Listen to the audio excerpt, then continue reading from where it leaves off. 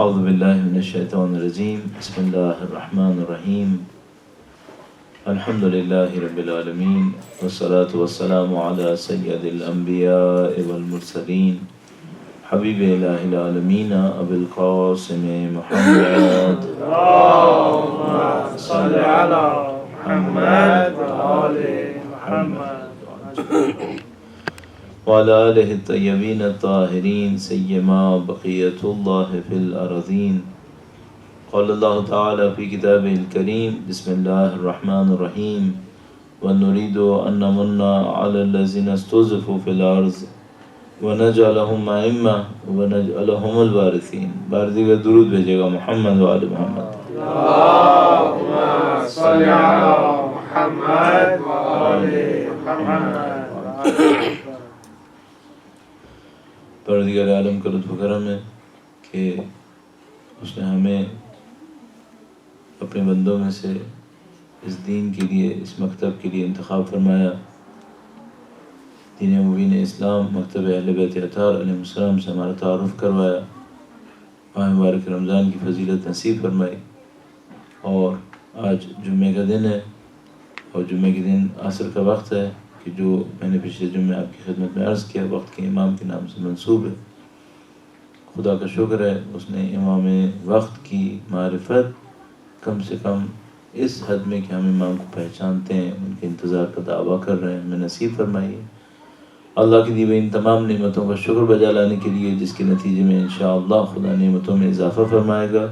ایک بار پھر درود بھیجے گا محمد و آل محمد پر۔ اللهم صل على محمد وآل محمد وعجل فرجهم۔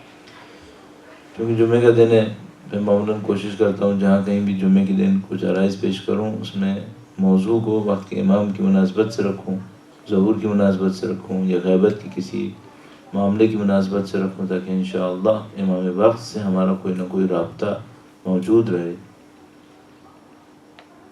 اس اعتبار سے بہت سارے موضوعات ہیں کہ جو لوگوں کے ذہن میں آتے رہتے ہیں۔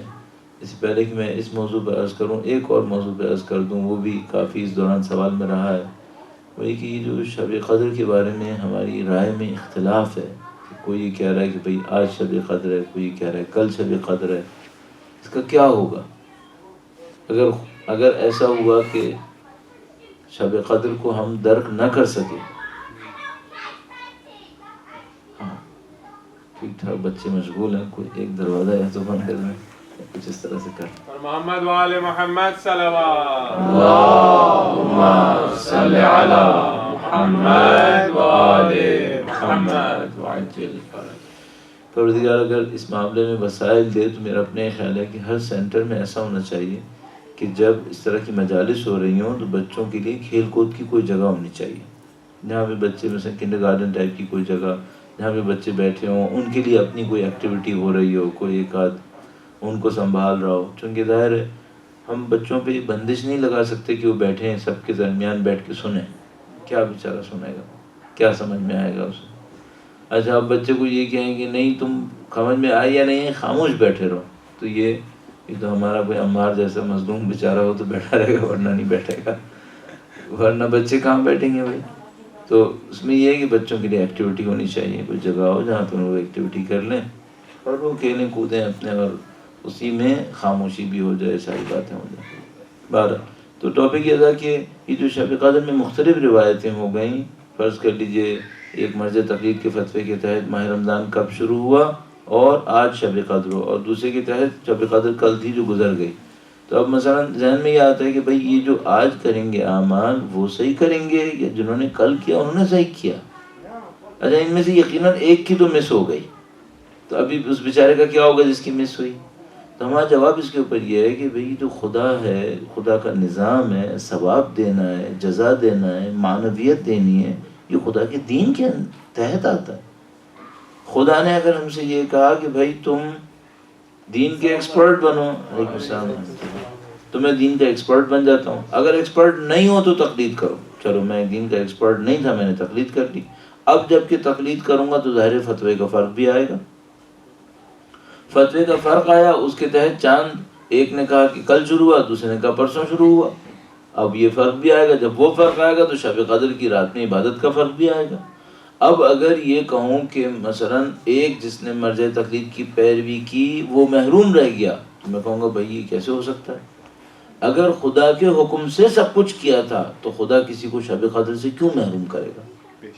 اچھا اب ممکن ہے سامنے والا کہے کہ بھائی یہ بات تو صحیح ہے، لیکن فرشتہ جو روح امین نازل ہوئے، تنزل الملائکۃ والروح، وہ تو یا آج آئے ہوں گے یا کل آئے ہوں گے، یہ تو نہیں ہو سکتا کہ اب ہر شب کے اوپر ملائکہ اور روح نازل ہو رہے ہیں۔ تو ہم جواب میں کہیں گے یہ کائنات کی ایک حقیقت ہے کہ روح اور ملائکہ نازل ہوئے ہوں گے، لیکن یہ کہ ثواب ملے گا یا نہیں ملے گا یہ تو خدا کے ہاتھ میں ہے۔ جب میں نے خدا کے حکم کی، اس کے دین کی پیروی میں اعمال انجام دے دیے قرآن سر پہ رکھنے کے، میں نے اپنی کوئی منمانی نہیں کی، تو خدا مجھے ثواب دے گا، خدا مجھے اس کی جزا دے گا، خدا اس کے معنوی اثرات بھی مجھے نصیب کر دے گا۔ اب اس کے اوپر میری کوئی ذمہ داری نہیں آئے گی، چاہے وہ صحیح رات میں پہنچاؤں چاہے میں غلط رات میں پہنچا، اس کے اوپر میرے کو کوئی ذمہ داری نہیں آئے گی۔ نہایت زیادہ سے زیادہ یہ ہوگا کہ مثلا اگر ایسا ہوا کہ خدا تعالیٰ کبھی مجھے توفیق دے دے اور مجھے کہیں سے پتہ چل جائے کہ شب قدر ہے، تو میں ہر صورت میں کر لیتا اسے، میں تھوڑی پھر 2 راتوں کے اندر جاتا۔ تو یہ خدا کا نظام ہے، خدا کے نظام کے اندر رہتے ہوئے اگر وہ کرتا ہے انسان تو اس کو ثواب بھی ملے گا اور اسے کوئی عذاب نہیں ہوگا۔ بالکل ایسے ہی ہے یا شبیہ اس کے کہ فرض کیجئے میرے پاس ایک گھڑی ہے، میں ہر روز اس گھڑی کو دیکھتا ہوں، اس کو دیکھ کر افطار کرتا ہوں، فرض کر لیتے ہیں۔ اچھا اب ہر رات گھڑی صحیح چلتی تھی، ایک رات گھڑی خراب ہو گئی اور اس نے 5 منٹ پہلے مجھے افطار کروا دی، اب کیا خدا مجھے کہے گا تم جرم کر گئے، تم کفارہ دو، 60 روز روزے رکھو چونکہ تم نے 5 منٹ پہلے کیوں افطار کیا؟ نہیں بھائی، میں نے وہی کیا جو انسان کی عقل کرتی ہے۔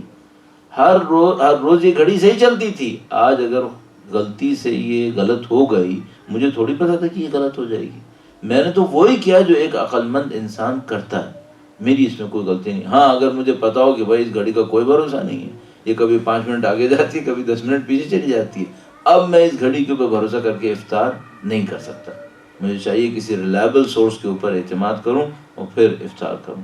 تو اس طرح کے مسائل ہیں۔ آپ کو شب قدر کا ثواب ملے گا چاہے اسی رات میں فرشتہ نازل ہوا ہو چاہے بعد میں نازل ہوا۔ اچھا دعائیں پوری ہوں گی یا نہیں ہوں گی، یہ سب خدا کے ہاتھ میں ہے، ثواب دینا، دعا پوری کرنا۔ اگر آپ نے دین خدا کے حکم کے مطابق کیا ہے تو چاہے وہ اصل شب قدر نہ بھی رہی ہو تب بھی خدا یہ ساری چیزیں نصیب فرما دے گا۔ البتہ اس کا ایک اور تفصیلی جواب ہے کہ فرشتہ اور ملائک جو نازل ہوتے ہیں، کیا وہ بہت ذرا تفصیلی جواب، میں صرف اشارتاً عرض کر رہا ہوں، کیا وہ ہمارے زمانے کے ٹائم اسکیل کے اندر لمیٹڈ ہو کے نازل ہوتے ہیں یا ٹائم فریم سے نکل کے نازل ہو رہے ہوتے ہیں؟ یہ ایک علیحدہ ڈسکشن ہے۔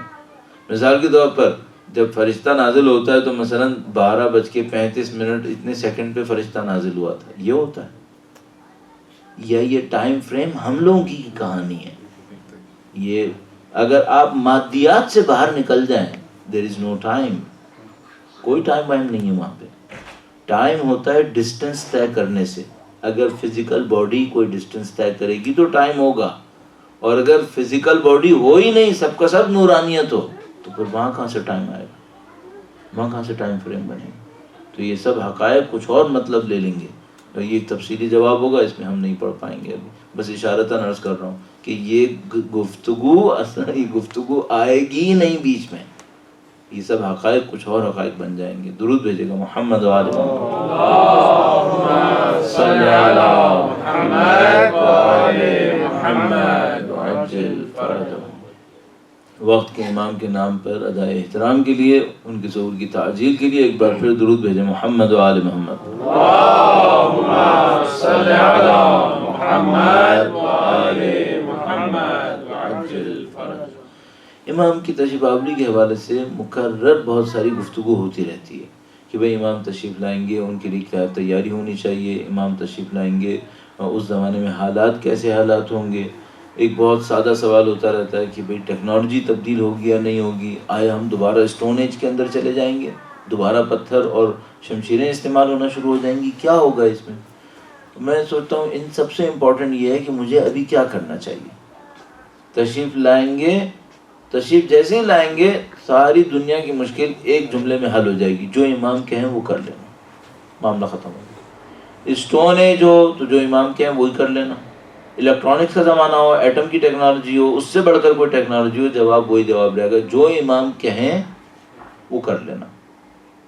ہمارے سارے سوال اس سے پہلے کے ہیں، تشریف آوری سے پہلے کیا کرنا ہے، یہ جو امپورٹنٹ کوشچن ہے اس کو ہم نے کسی طریقے سے سالو کرنا ہے۔ اچھا مجھے کیا چاہیے امام کی تشریف آوری سے پہلے، مجھے کیا چاہیے، تو میں ایک ایک کر کے کچھ کہنے کی کوشش کرتا ہوں۔ سب سے پہلی چیز جو چاہیے وہ کیا چاہیے؟ ایک دل چاہیے جو امام کے لیے تڑپ رہا ہو، سب سے پہلی چیز۔ پیسہ نہیں چاہیے، بات کی بات ہے، اسلحہ نہیں چاہیے، بات کی بات ہے، دعائیں عبادات بھی نہیں چاہیے، بات کی باتیں۔ سب سے پہلے کیا چاہیے؟ ایک دل چاہیے جو امام کے لیے تڑپے۔ جو دل چاہیے امام کے لیے تڑپے، کیا مطلب؟ امام سے محبت کرے، امام سے رابطے میں لائے، ہم امام کے لیے اجنبی نہ ہوں، امام کے لیے ہم ان کی خدمت کرنے کے لیے تیار ہیں۔ یہ دل سب سے پہلے چاہیے۔ کوئی دل چاہیے جس کی پرائورٹی امام۔ ہم لوگوں کی پرائورٹیز ہم لوگ خود ہوتے ہیں، میرا خاندان، میرے بچے، میرا گھر، میری خبر تک بھی میں تیار کروا لوں گا اپنی، کہ میری خبر ایسی ہونی چاہیے۔ یہ سب میرا چلتا رہتا ہے۔ ہمیں ایسے لوگ چاہیے ہوں گے، ہمیں خود ایسا بننا ہوگا جس کی پہلی پرائورٹی امام۔ یعنی وہ ایک جملہ ہے، تم یہ بتاؤ کہ تم امام کے سر پہ بار بننا چاہتے ہو یا امام کی خدمت گزار بننا چاہتے ہو؟ کیا بننا چاہتے ہو؟ ان کو میری کسی خدمت کی ضرورت نہیں ہے، مالک کائنات ہے وہ۔ مولا امیر المومنین کا فرمان کتنا خوبصورت فرمان، ینحدر عنی السیل ولا یرقى الی الطیر، وجود کے چشمے مجھ سے جاری ہوتے ہیں، کوئی بلند پرواز پرندہ مجھ تک پر بھی نہیں مار سکتا۔ کتنا خوبصورت بیان کیا، ینحدر عنی السیل، مجھ سے چشمے جاری ہوتے ہیں، وجود کے چشمے یہاں سے کھل رہے ہیں، ان کو میری ضرورت ہے؟ ان تتولوا یستبدل قوما غیرکم ثم لا یکونوا امثالکم، اگر تم لوگ پیچھے مڑ کے چلے بھی گئے تو خدا تمہاری جگہ ایک اور قوم کو لے کر آئے گا جو تم سے تمہاری طرح نہیں ہوگی۔ کس کو ہماری ضرورت ہے؟ خدا کو ہماری ضرورت ہے۔ واللہ هو الغنی الحمید انتم الفقراء الی اللہ، تم سب کے سب خدا کے سامنے فقیر ہو، محتاج ہو، خدا غنی و حمید ہے، اس کو ہماری ضرورت ہے؟ اس کو ضرورت ہے یا اس کے نبی کو ہماری کوئی ضرورت ہے، یا اس کی حجت خدا کو ہماری کوئی ضرورت ہے؟ کسی کو ہماری کوئی ضرورت نہیں ہے۔ اصولی طور پہ دیکھیں تو کسی کو ہماری کوئی ضرورت نہیں ہے، لیکن ان کے نظام کا تقاضا یہ ہے کہ تم لوگ جو ناقص ہو وہ کمال کے راستے پر جاؤ۔ ان کا نظام بنا اس لیے۔ یہ بالکل ایسے ہی ہے جیسے مثلا آپ پینٹنگ بنائیں گے تو آپ پینٹنگ ناقص بنانا چاہتے ہیں، کامل بنانا چاہتے ہیں؟ ہم اچھی پینٹنگ بنانا چاہتے ہیں۔ خدا بھی یہ دنیا اچھی بنانا چاہتا ہے۔ اس دنیا کو اچھا بنانے کے لیے، انسانوں کو اچھائی کی طرف لے جانے کے لیے کیا چاہیے؟ اس کو اچھے انسان چاہیے۔ اس کا مطلب کیا ہے؟ اس کا مطلب ہے بھائی اچھے نیک انسانوں کے لیے ویکینسیز خالی ہیں، جس کے اندر ہمت ہے اپلائی کر لے۔ یہ غیبت کا دور سمرائز ہوتا ہے اس جملے کے اندر، اس وقت ویکینسیز خالی ہیں۔ کوئی یہ کل امام تشریف لائیں گے نا تو ہم سب کی خواہش ہوگی کاش میں امام کے دروازے کے اوپر کھڑے ہونے والوں میں سے ہوتا، کاش میں امام کے خیمے کے اندر خدمت کرنے والوں میں سے ہوتا۔ بھائی یہ ساری پوسٹ ابھی خالی ہیں، ابھی اپلائی کرنا ہے۔ اچھا ابھی اپلائی کیسے کرنا ہے؟ تو میں ایک مثال آپ کی خدمت میں عرض کرتا ہوں، درود بھیجیے گا محمد و آل محمد۔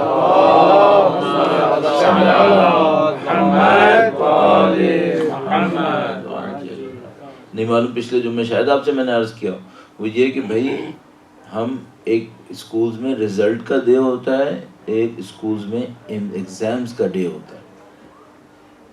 اسکول میں ایک دن آتا ہے جب رزلٹ اناؤنس ہو رہا ہوتا ہے، کون فرسٹ آیا، کون سیکنڈ آیا، کون پاس ہوا، کون فیل ہوا۔ اسکول میں ایک دن ہوتا ہے جو ایگزام کا ڈے ہوتا ہے۔ آج ایگزامز ہو رہے ہیں، صحیح؟ میں آپ سے ایک بات پوچھنا چاہوں گا، یہ جو ظہور ہوگا انشاءاللہ یہ رزلٹ کا ڈے ہے یا ایگزام کا؟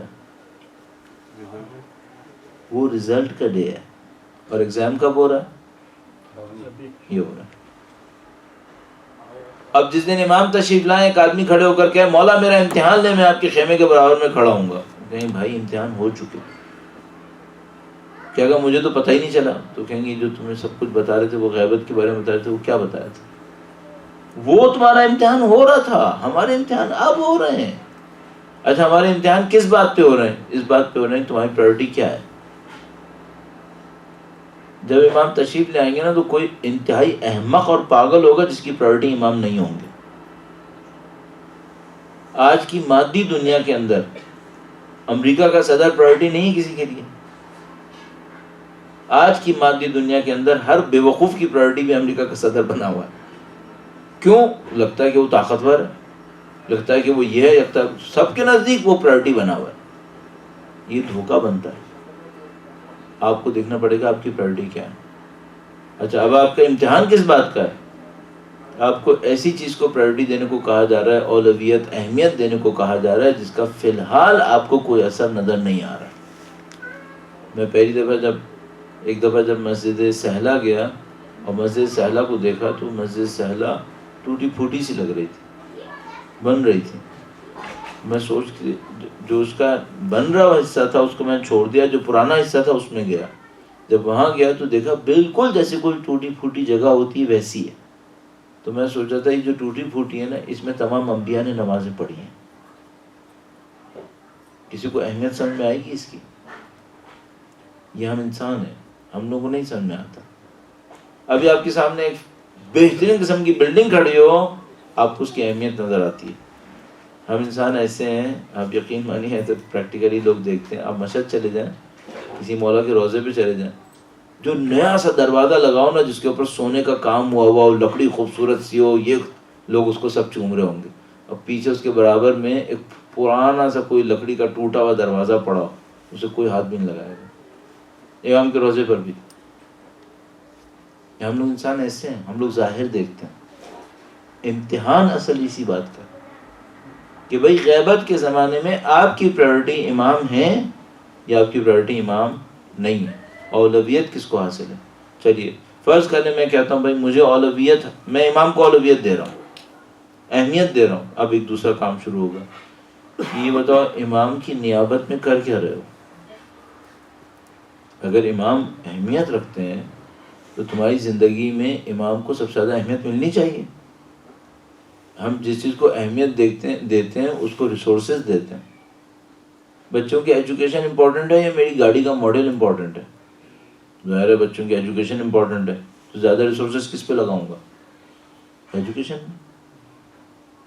اگر میں کہوں نہیں میرے لیے بچوں کی ایجوکیشن سب سے زیادہ امپورٹنٹ ہے اور سب سے زیادہ میرا پیسہ گاڑی کے ماڈل پہ لگ رہا ہو تو سب کہیں گے تم جھوٹ بول رہے ہو. تم کہتے ہو اہمیت تم دیتے ہو ایجوکیشن کو اور پیسہ لگاتے ہو گاڑی کے اوپر. تو عزیزان محترم وقت کا امام ہم سے پوچھ سکتا ہے تم کہتے ہو میری اولویت ہے، یہ بتاؤ میرے لیے کیا کرتے ہو؟ اب ہم کیا کریں؟ میں یہ نہیں کہہ رہا ہم جابس چھوڑ دیں گے، تو کوئی جو 6-7 گھنٹے 8 گھنٹے کام کرتا ہے وہ کرتا رہے گا. البتہ صرف ایک جملہ بول رہا ہوں، اس پہ مجھے معاف کیجیے گا، میں اس کی ڈیٹیل نہیں دوں گا. جہاں ڈیٹیل دیتا ہوں جھگڑا ہو جاتا ہے. میں اس کی ڈیٹیل نہیں دوں گا، لیکن میرے گلے میں پھنس گئی ہے، مجھے عقل میں آ گئی ہے تو میں اس کو کہے بغیر بھی نہیں چھوڑ پاتا. خدا ہم سے اس کا بھی حساب لے گا کہ تم نے زندگی کہاں گزاری. صرف یہ جواب کہ میں نے رزق حلال کمانے میں گزاری یہ کافی نہیں ہوگا. اس کا بھی حساب لے گا کہ وہ رزق حلال کمانے میں جو 8 گھنٹے لگائے اس میں کیا کیا تھا. اس کا بھی حساب لے گا. اس کو آپ بعد میں خود طے کر لیجئے گا. اور مجھ سے زیادہ اس کے اوپر میں گفتگو نہ کروں ورنہ بہت مسائل ہو جاتے ہیں، جہاں جاتا ہوں پھر مسئلہ بنتا ہے. لیکن اس بات کو بھی ذہن میں رکھیے گا، اس کا بھی خدا حساب لے گا کہ وہ جو رزق حلال کمانے میں تم نے 8 گھنٹے صرف کیے تھے، اس 8 گھنٹے میں کس کو خدمت کر رہے تھے تم؟ کس کی خدمت کر رہے تھے تم؟ اگر پرائورٹی امام ہے، جو آپ جاب کر رہے ہیں جاب کر رہے ہیں، ٹھیک ہے، آپ جو کچھ بھی کر رہے ہیں کرتے رہیں. اس کے بعد امام کی نیابت میں کیا کرنا ہے؟ اب یہ جملہ بہت عجیب سا ہے، امام کی نیابت میں کیا کریں، کیا مطلب؟ بھئی کچھ کام اس دنیا کے اندر ہوں گے جو امام چاہتے ہوں گے کہ کوئی کرے، آپ کر لیں. کوئی ایک کام اٹھاؤ چھوٹا سا، جس کو آپ اپنے امام سے کہیں کہ مولا آپ چاہتے تھے نا کہ یہ کام ہو جائے، میں نے بیڑا اٹھایا، میں کروں گا۔ کوئی ایسا کام لیں جس میں کسی سے جھگڑا نہ کرنا پڑے، کوئی ایسا کام لیں جس کو کر کے آپ یہ کہہ سکیں مولا یہ صرف آپ کی خاطر، کسی کی خاطر نہیں، اس سے مجھے کچھ نصیب نہیں ہوگا، ذاتی طور پہ کچھ نہیں لینا، صرف آپ ہی کی خاطر کر رہا ہوں۔ اور پھر ایک اور کام کہوں گا کہ یہ جو کام آپ کر رہے ہو نا، جو صرف مولا کی خاطر کر رہے ہو، اس کو کرنے کے بعد کسی طرح کسی ایسی تجوری میں رکھ دیجیے گا جس کا کوڈ آپ کو بھی پتہ نہ ہو، کیونکہ ہم لوگ نیک کام کر کے ریاکاری کر کے سب برباد کر دیتے ہیں۔ یہ ہم لوگ کی پریکٹس ہے، کامن پریکٹس ہے۔ وہ بیان کرتے ہیں اس طرح سے کہ معراج کے اوپر جب اللہ کے رسول تشریف لے گئے تو انہوں نے کچھ کھیتوں کو دیکھا کہ جن میں فصل اگتی ہے، فصل بڑھتی ہے، آگ لگ جاتی ہے، پھر دوبارہ فصل اگتی ہے، مثلا درخت ہیں، اگتے ہیں، پتے پھلاتے ہیں، آگ لگ جاتی ہے، پھر دوبارہ درخت اگتے ہیں۔ تو پوچھا کہ بھائی یہ کیا ہو رہا ہے؟ بتایا کہ اے اللہ کے رسول یہ آپ کی امت کے اعمال ہیں، یہ لوگ کچھ کرتے ہیں، اچھے کام کرتے ہیں، خدا ان کے لیے جزا تیار کرتا ہے، اس سے پہلے کی جزا ان کو ملے یہ لوگ ریاکاری کر کے برباد کر دیتے ہیں، اپنا کام خراب کر لیتے ہیں، سارے اعمال ان کی برباد ہو جاتے ہیں۔ تو عزیزان محترم، وقت کے امام کی خاطر اپنی زندگی میں کوئی ہدف بنائیں، کوئی مقصد بنائیں، اس کو میں پروجیکٹ کہتا ہوں۔ چھوٹا سا کوئی ایک پروجیکٹ بنائیں اپنی زندگی کے اندر کہ بھائی یہ میں وقت کے امام کی خاطر کر رہا ہوں، اور کرنے کے بعد پھر میں نے عرض کیا اس کو ریاکاری سے محفوظ رکھیے، اس کو شو بازی سے محفوظ رکھیں، اور خالصتاً اپنے امام کے لیے تیار کریں۔ اچھا ایک اور بات بھی عرض کرتا ہوں، چلو پھر اس ٹاپک سے آگے بڑھتے ہیں۔ کچھ تو انسان کرتا ہے بڑے بڑے کام، جیسے میں نے کہا پروجیکٹ بنایا، آپ نے کوئی کام کر لیا۔ کچھ کام اپنی زندگی میں چھوٹے چھوٹے ایسے رکھیے گا جو بڑا پروجیکٹ نہیں ہوگا، چھوٹا سا کام ہوگا، خاموشی سے امام کے لیے کریں اور بھول جائیں، خاموشی سے کریں، امام کے نام پہ کریں اور بھول جائیں۔ مثال کے طور پر اپنے ماحول کی مناسبت سے ایک دو مثالیں عرض کرتا ہوں، درود بھیجے گا محمد وآل محمد۔ اللہم صلی علی محمد وآل محمد۔ پاکستان سے باہر رہنے والوں کے ساتھ مصیبت یہ کہ بیچارے صدقہ بھی نہیں دے سکتے، صدقہ بھی دیں تو کہاں دیں، وہ کہتے ہیں بھائی مارے مارے پھر دیں گے، یہاں پہ بندہ نہیں ملے گا، یہاں پتہ نہیں ملے گا نہیں ملے گا، اللہ جانتا ہے۔ مثلاً کیا کریں، میں اسی سوچتا ہوں وہ یہ کہ دنیا میں شاید کچھ لوگ ایسے ہوں گے جن سے اگر میں رابطہ کروں تو وہ خوش ہو جائیں گے۔ جمعے کا دن رکھ لوں، ایسے ایک دو لوگوں کو رابطہ کروں، ان کا دل خوش کروں، اور مولا سے کہوں مولا یہ آپ کی خاطر کیا، مجھے کچھ نہیں ملنا، لیکن اگر میں ان سے رابطہ کروں گا وہ خوش ہوں گے، ان سے رابطہ کروں انہیں خوش کروں۔ کیوں؟ بھائی لوگوں کے دلوں کو خوش کرنا بھی تو عبادت ہے۔ کچھ لوگوں سے میں ایسے میں رابطے میں آتا ہوں جن سے رابطہ کر کے انہیں خوشی ہوتی ہے، مجھے کچھ نہیں ملتا، ایسوں کی بات کر رہا ہوں، مجھے خوشی نہیں مل رہی، مثال کے طور پر اسے خوشی ملے گی، کر لو، امام کے نام پہ کر لو خوشیاں۔ اب میں زندگی میں ایک قانون بہت دفعہ عرض کرتا ہوں، آپ کی خدمت میں عرض کر رہا ہوں، آپ احساس نہیں کرتے ہم لوگ کی زندگی سے خوشیاں کم ہوتی جا رہی ہیں، ہم لوگوں کی عیدیں بقرعید کھوکھلی ہوتی جا رہی ہیں۔ پتہ نہیں کتنے لوگ یہ بات کہتے ہیں کہ بھائی زندگی میں مزے نہیں رہے، پیسہ آ جاتا ہے، آرام بھی آ جاتا ہے، مزہ نہیں ہے زندگی میں۔ اچھا مزہ کیوں نہیں ہے؟ ہم لوگ یہ سمجھ رہے ہیں ہم نے خوشیاں لینی ہیں۔ مثلا میں جاتا ہوں ریسٹورینٹ کے اندر، فرض کریں اپنے بیوی بچوں کو لے کے گیا ہوں، کھانا وانا کھایا ہے، اچھا میں یہ سمجھ رہا ہوں میں نے خوشی لینی ہے، ریسیونگ اینڈ پر ہوں میں، تب میں خوش ہوں گا جب مجھے خوشی ملے گی۔ میرا اپنے خیال بالکل الٹا ہے، جتنا آپ خوشیاں دیں گے آپ کو خوشی ملے گی۔ اس کو آزما کے دیکھیں، زیادہ سے زیادہ اپنی زندگی میں کوشش کرتے رہیں آپ کیا دے رہے ہیں۔ اور ایک قانون جو میں عرض کر رہا تھا، میں بہت زیادہ عرض کرتا ہوں، اس کو دوبارہ دہرا دیتا ہوں، ایک بار پھر درود بھیجے گا محمد وآل محمد۔ اللہم صلی علی محمد وآل محمد۔ مجھے ایک بات سمجھ میں آئی ہے، اور میں اس کو اپنے انٹلیکچوئل ایسٹس میں سے کہتا ہوں، کوئی بات بہت زیادہ اہم نہیں ہوگی شاید بعض کے نزدیک، لیکن میرے لیے بہت اہم ہے۔ مجھے ایک بات سمجھ میں آئی ہے کہ میں جتنا بھی کچھ اپنی ذات سے دوسروں کو دوں گا، کوئی بھی چیز ہو سکتی ہے، پیسہ، خوشی، ناراضگی، دکھ، ہمدردی، پازیٹیو نیگیٹو دونوں سینس میں. جو کچھ لوگوں کو دوں گا یہ میرے اوپر واپس آ جائے گا، اور جتنا میں دوں گا اتنا نہیں آئے گا، یہ اس سے بڑھ کے آئے گا. مجھے تقریباً یقین ہو گیا اس بات کا. اس کا مطلب کیا ہے؟ اس کا مطلب میں نے کسی کو دکھ دیا تو کیا ہونے والا ہے؟ واپس آئے گا. بے عزتی کروں گا کسی کی تو کیا ہوگا؟ بے عزتی واپس آئے گی. میں کسی کے خلاف منصوبہ بندی کر رہا ہوں تو کیا ہونے والا ہے؟ 4 بندے میرے خلاف منصوبہ بندی کریں گے. اچھا، اگر میں کسی کو خوشی دوں گا تو کیا ہوگا؟ مجھے خوشی ملے گی. کیا جس کو میں دوں گا وہ بندوبست کرے گا کہ مجھے ملے؟ نہیں، وہ نہیں کرے گا، یہ خدا کا نظام خود کرے گا. میں مثلا ایک فقیر کو دوں گا، وہ تو مجھے کچھ نہیں دے سکتا، تو وہ مجھے واپس دے گا؟ نہیں، وہ واپس نہیں دے گا، یہ خدا کا نظام مجھے کہیں اور سے دلوائے گا. اگر اس نے واپس دینا ہو تو وہ تو بیچارہ لاچار ہے، وہ تو کچھ کر ہی نہیں سکتا. اس کو تو میں بے عزتی بھی دے دوں تو مجھے بے عزتی نہیں دے پائے گا. لیکن یہ خدا کا نظام ہے، جو کچھ میں دوں گا وہ مجھے واپس دلائے گا. اور ایک اور جملہ ہے، بڑھا بڑھا کے. پھر اس کے اوپر ایک اور ایڈیشن ہوا میرے دماغ میں، ایک اور چیز آئی، وہ ہے کہ یہ دنیا تو چھوٹی سی ہے، میں نے تو ابد الآباد زندہ رہنا.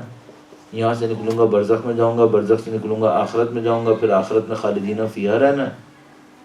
تو یہ جو قانون ہے یہ اس دنیا کا ہے یا آگے بھی چلتا ہے؟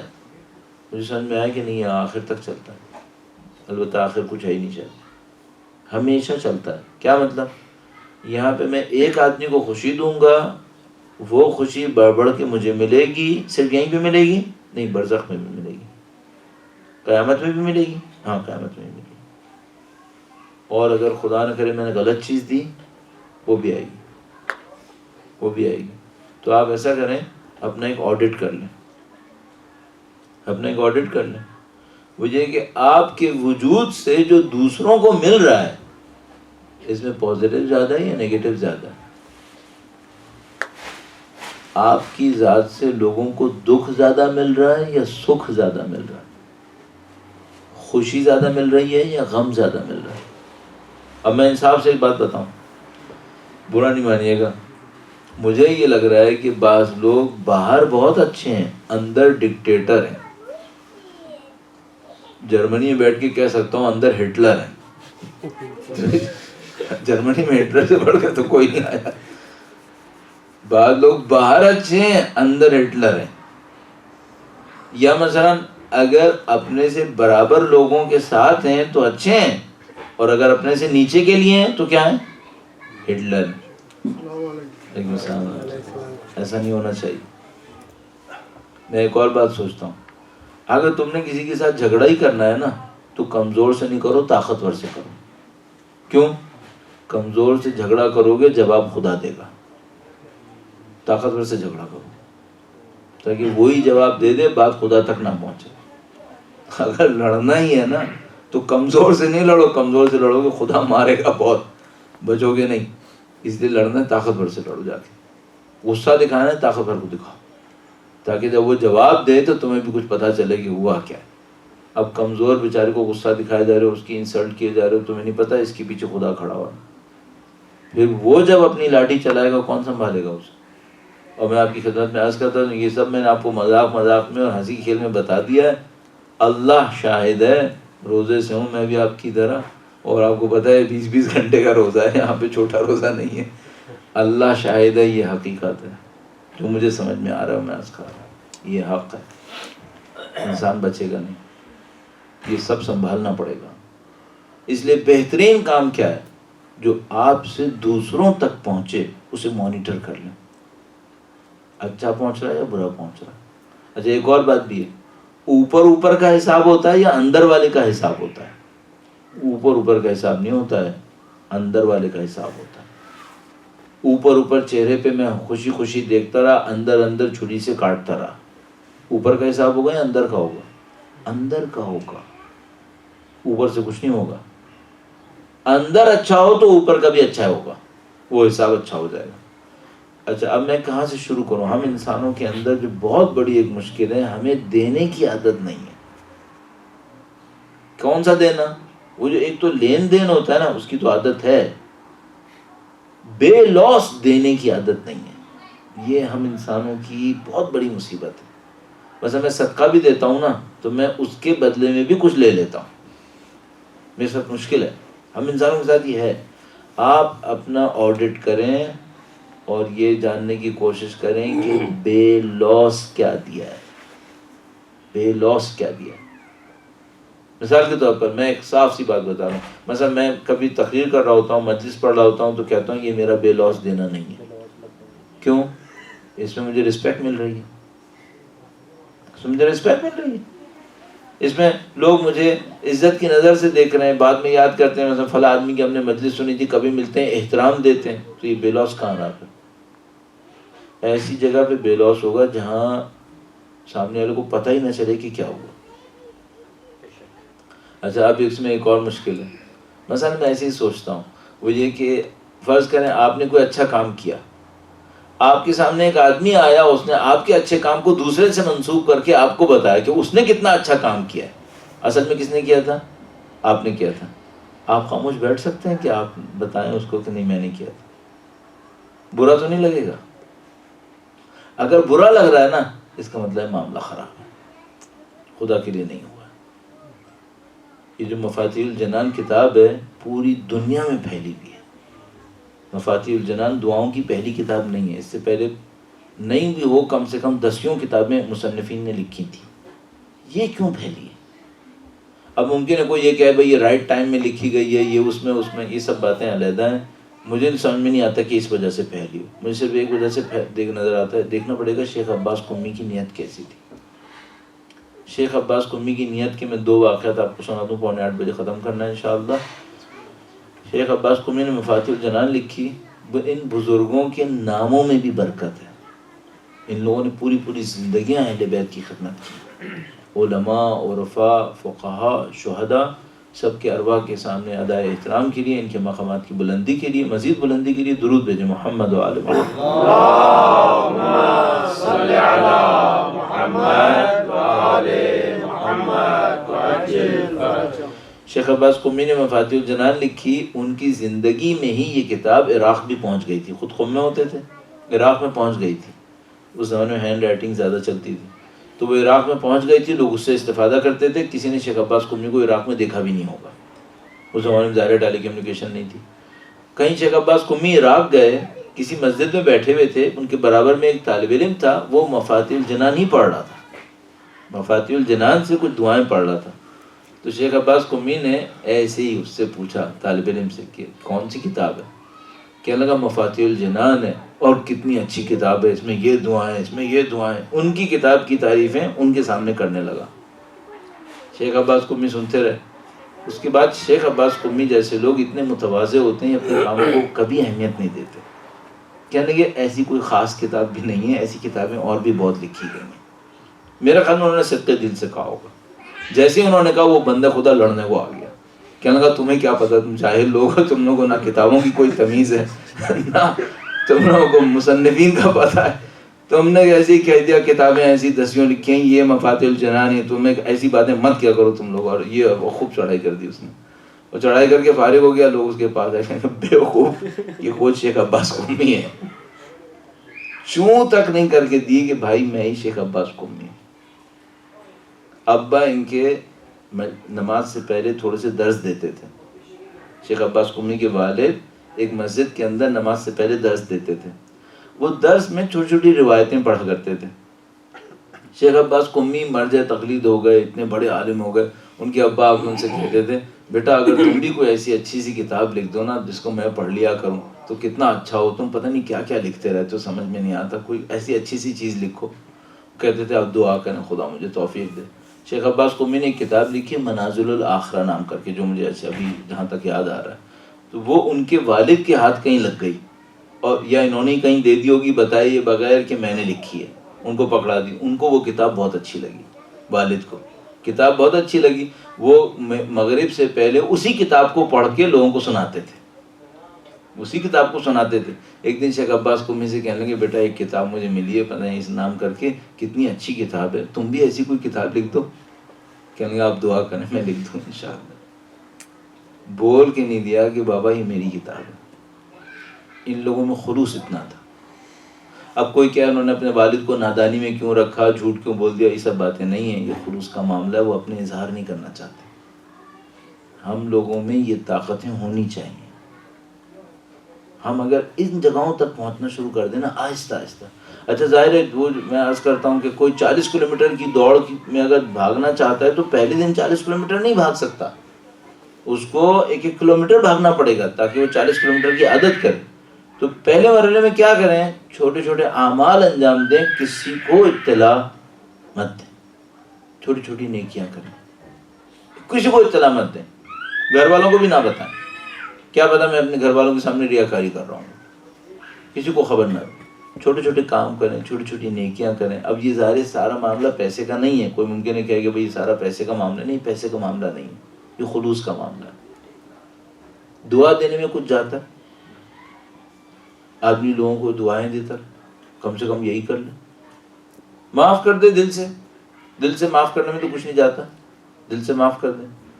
میں ایک بات ایسی تجربے کی خاطر آپ کی خدمت میں عرض کر رہا ہوں. ہم لوگ مجھے تو ڈر لگنے لگتا ہے، پتہ نہیں ہم لوگ کی زندگی میں جو بولنے والے ہوتے ہیں ان کی زندگی میں کچھ بچے گا بھی عبادت میں نہیں بچے گا.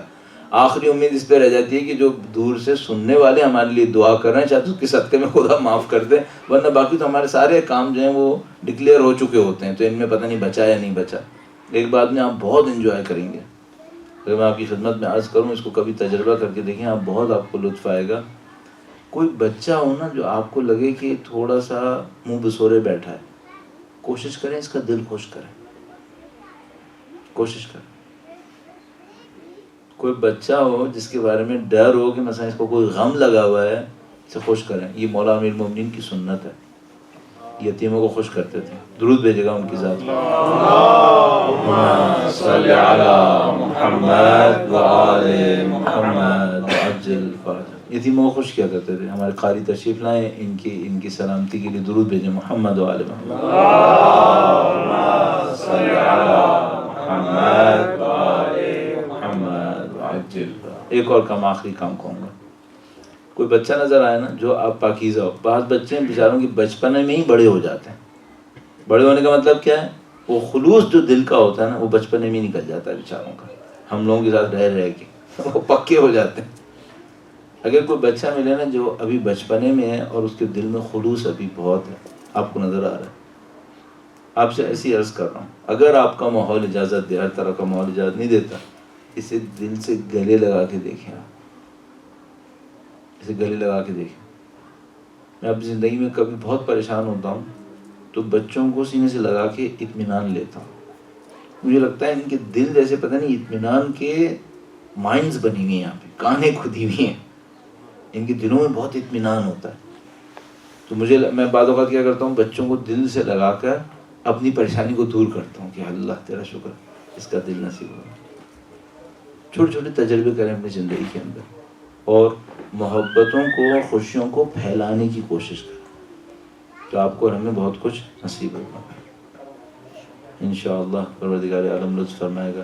ایک آخری بات عرض کرتا چلوں. ہم لوگوں کو لیکچرز دیتے دیتے 30 سال ہو گئے. اس 30 سال میں ہم 50 کلاس 100 کلاس سب بچوں کو لیکچر دے چکے ہیں. تو اگر آپ کچھ کر رہے ہیں نا اور سمجھ رہے ہیں کہ ہمیں نظر نہیں آ رہا، آپ بہت احمق ہیں. اس کا مطلب ہے ہمیں سب نظر آ رہا ہوتا ہے. تو آپ اوپر سے نہیں دیکھیے گا کہ ہمیں نظر نہیں آ رہا ہوتا، ہمیں سب سمجھ میں آ رہا ہوتا ہے. تو آپ ہمارے کرتے وقت، ہمارے سامنے کرتے وقت اس بات کو کنفرم سمجھیے گا کہ ہمیں پتہ چل گیا ہے. یہ مت سوچیے گا کہ پتہ نہیں چلا. درود بھیجیں محمد و آل محمد.